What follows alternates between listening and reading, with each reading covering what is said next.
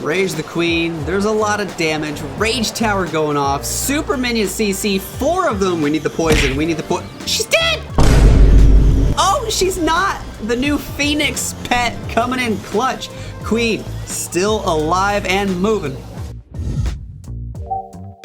What's up, everybody? It's sneak peek day number 3, and today we got new pets. That's right, if you saw in the first sneak peek, pet house goes all the way up to level 8, which means not just 1, not just 2, not just 3, but 4 new pets to unlock to upgrade to level 10, and now you can really mix and match which pets you want to use with your heroes depending on what attack strategy you're doing. If you guys want to help support the channel, remember to use code Lexnos in the in-game shop when Town Hall 15 drops.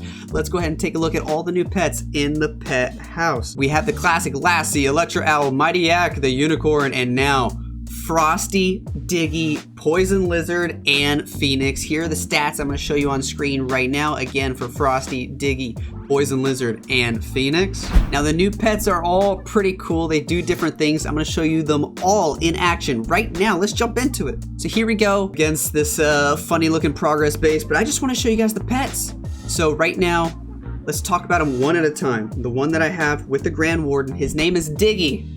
You can see right here, he goes underground, comes up, goes underground, goes and fights the next building. He's basically like a miner.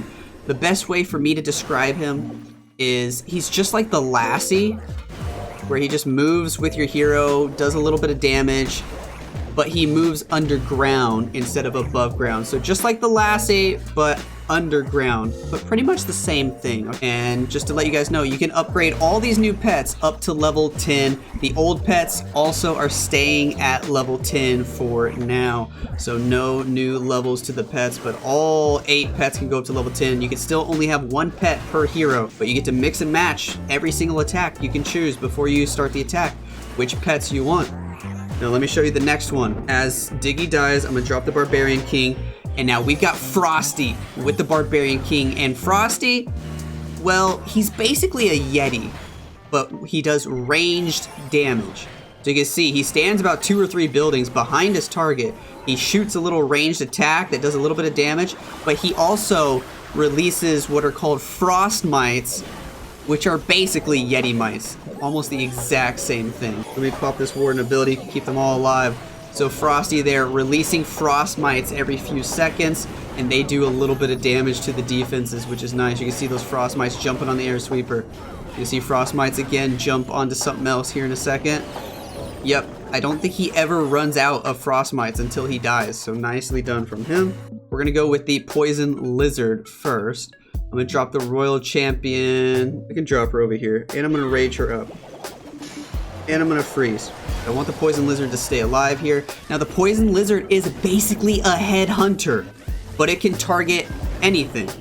So it can target defenses. It'll follow this Royal Champion, shoot the defenses as well. It shoots pretty fast, which is really cool. But the best part, where you get the best value out of the Poison Lizard, is when the Poison Lizard fights an enemy hero or enemy troops, it actually gives them the slow effect. I want to show you guys that. All right, so here we are. I'm going to use Royal Champion. I'm also going to use the Warden because I know there's a lot of traps here. Rage Warden. So the Poison Lizard actually gives that Royal Champion the slow effect. Now the Rage spell, that Poison Lizard just like 3-shot the Royal Champion. Let's do it again without a Rage spell. So here we go. Royal Champion, Poison Lizard, Warden, and look at the Poison Lizard just melt through the enemy Royal Champion. Down she goes. You don't even have to send your own headhunter now.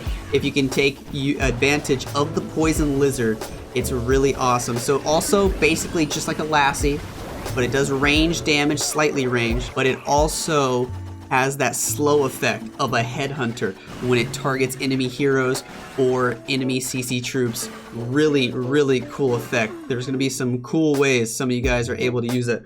Now let's look at the really coolest new hero here. It's the Phoenix. Now what the Phoenix does is, you can see, let me put healers on my queen and raise her up.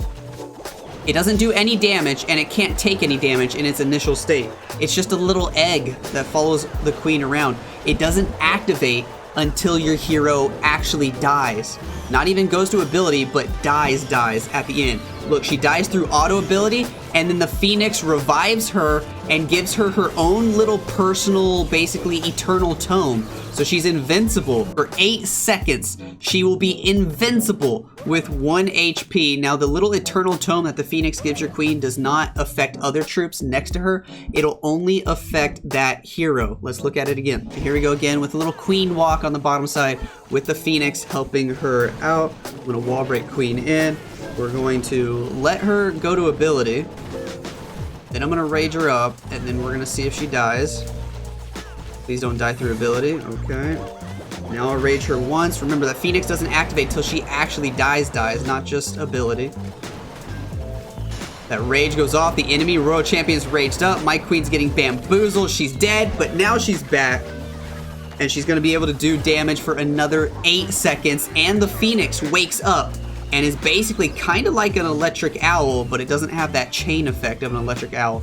But the thing is, the healers cannot revive the queen or heal her once the Phoenix goes off. The queen is not able to heal anymore. Once that 8 seconds expires, she is dead, and that's going to be it for the queen.